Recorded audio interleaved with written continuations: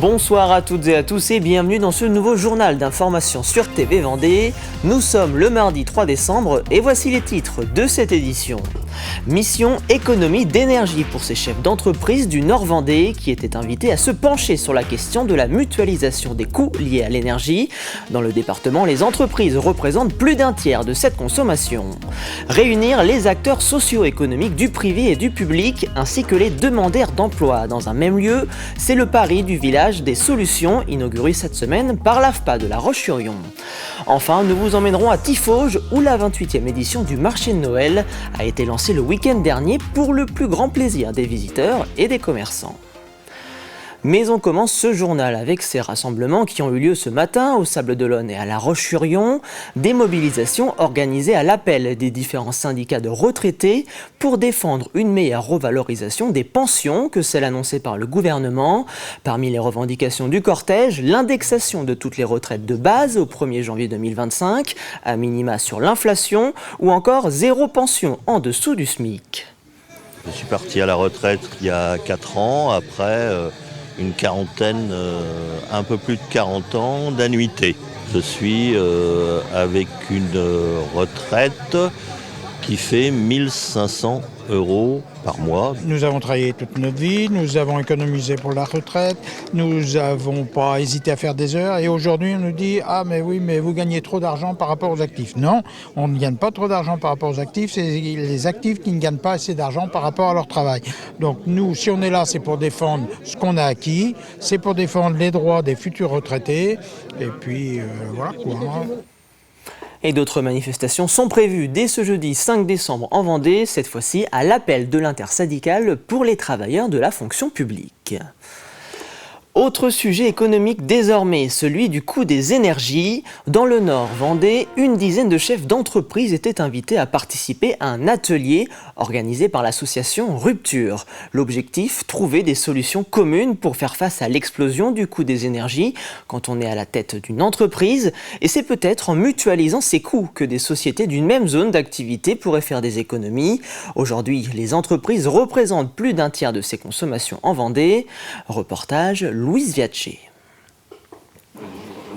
Un chef d'entreprise devient élu d'une collectivité. Chacun s'est glissé dans la peau d'un nouveau personnage pour ce jeu de rôle. Le but, résoudre des défis énergétiques en coopération sur une zone d'activité virtuelle. Et donc ce qu'on va leur demander, c'est de rentrer dans ce personnage pour qu'ils puissent, par le jeu, identifier quels sont les critères de réussite de la coopération en zone d'activité. Ce qu'on veut, c'est qu'ils puissent à un moment donné toucher du bout du doigt qu'est-ce qu'il faut faire pour que des projets un peu compliqués, un peu de temps long, trouvent du sens à l'échelle des activités d'entreprise, aux zones d'activité et qu'on améliore. En l'occurrence aujourd'hui, le sujet de la prise en compte du sujet énergétique. Les entreprises représentent 35% des consommations d'énergie en Vendée et 15% des émissions de gaz à effet de serre.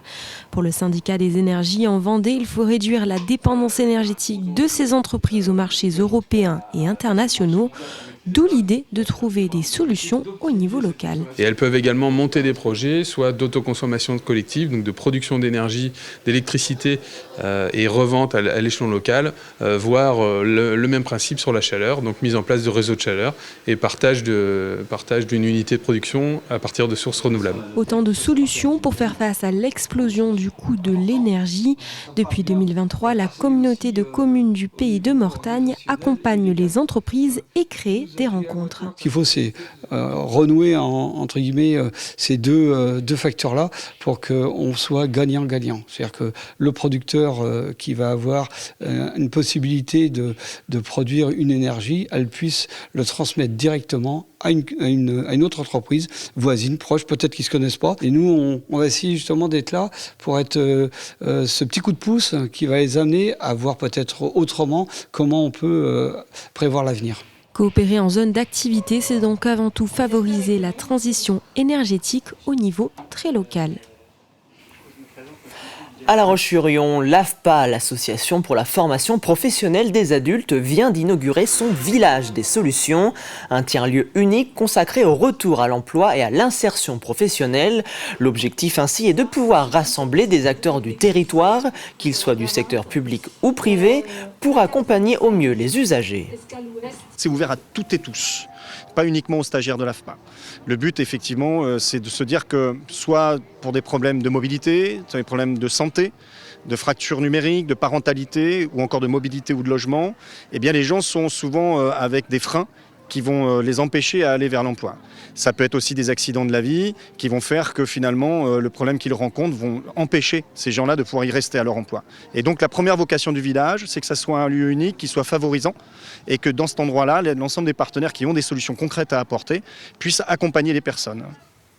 Et le village des solutions de La Roche-sur-Yon à Samarenne pour 2025, il s'agit de la directrice de formation du groupe Estille, qu'on connaît notamment via la marque de réparation et revente Envie, le collecteur et recycleur de déchets Trait d'Union, ou encore les chantiers du réemploi.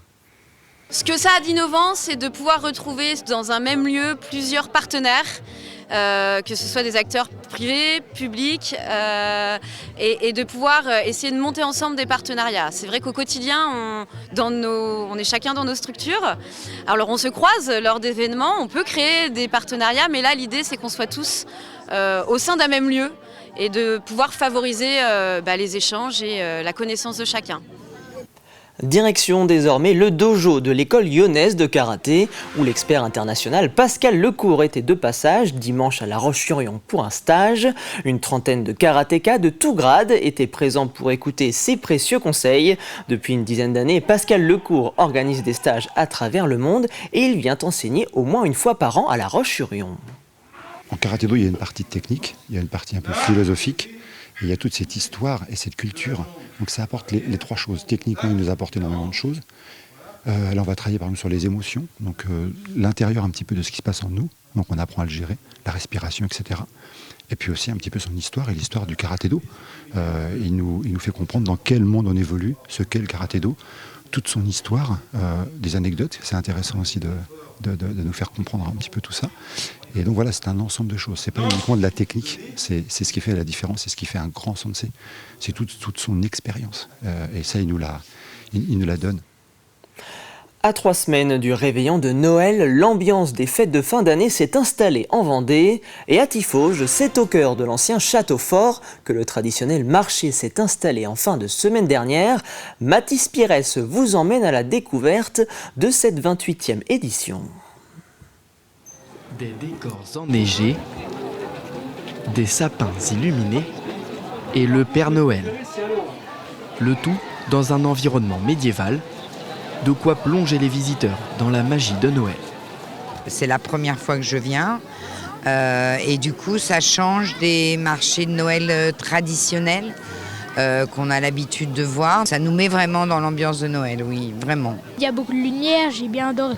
J'ai bien adoré, c'est magnifique quoi. C'est les décorations, c'est les petits chalets, c'est tout un ensemble qui fait vraiment qu'on sent bien le féerie de Noël. Là. Une 28e édition qui attire toujours autant de monde. L'an dernier, près de 80 000 curieux ont passé les portes du château. Par carte ou espèce. Un rendez-vous incontournable pour les 60 exposants installés sur le site le temps de 2 week-ends. Mais elle adore les pâtes de fruits alors je dis. Fabien Robert est confiseur.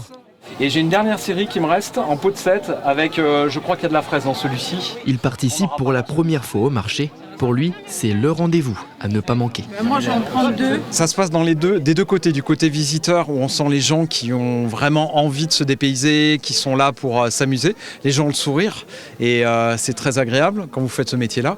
Et puis côté artisan, côté organisation, il y a une ambiance. C'est-à-dire que les gens sont très conviviales, il y a beaucoup de solidarité et ça rajoute un sacré plus pour venir participer. Dans ce métier-là, on a des saisonnalités et effectivement, Noël pour un confiseur, c'est la grosse période. Et le faire dans cet écran-là, c'est génial, c'est magnifique. Un tel événement ne pourrait se faire sans la participation des bénévoles. Près de 500 volontaires sont mobilisés dans l'enceinte du château. Là où des chorales et des spectacles pour enfants animent les lieux, pour plonger les visiteurs dans le monde féerique de Noël. De nouveau accessible de vendredi soir à dimanche pour son deuxième et dernier week-end. Un mot du Vendée Globe et de la course qui bat son plein dans les mers du Sud. Au classement de 17h ce mardi, c'est toujours Charlie Dalin sur Massif Santé Prévoyance qui mène la danse.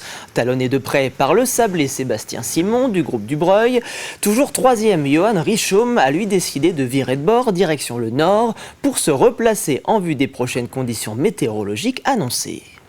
Milieu de l'Indien, il fait un temps magnifique. J'ai un peu l'impression que ça va pas trop durer.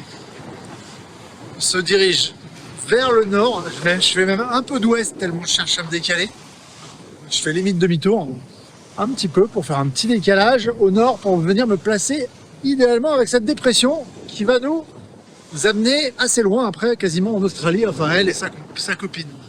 Il n'y a pas vraiment eu de temps mort depuis l'équateur, donc ouais, ça fait du bien cette journée-là. Profiter un peu du soleil, inspecter le bateau. On va partir pour un gros sprint vers l'est devant cette dépression. Ça va être fun aussi.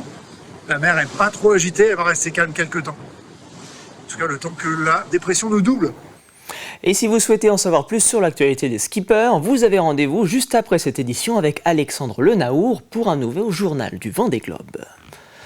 Allez, c'est l'heure de se plonger dans votre météo de ce mercredi matin. Les brumes matinales accompagneront votre réveil un peu partout en Vendée, avant de se lever et de laisser place à des éclaircies. Du côté des températures, il faudra vous couvrir car le mercure ne dépassera pas les 4 degrés dans les terres et jusqu'à 6 voire 7 degrés dans le littoral. C'est la fin de cette édition, merci pour votre fidélité. Retour de l'actualité dès demain 7h dans la matinale présentée par Caroline Tronche. En attendant, je vous souhaite une excellente soirée sur TV Vendée.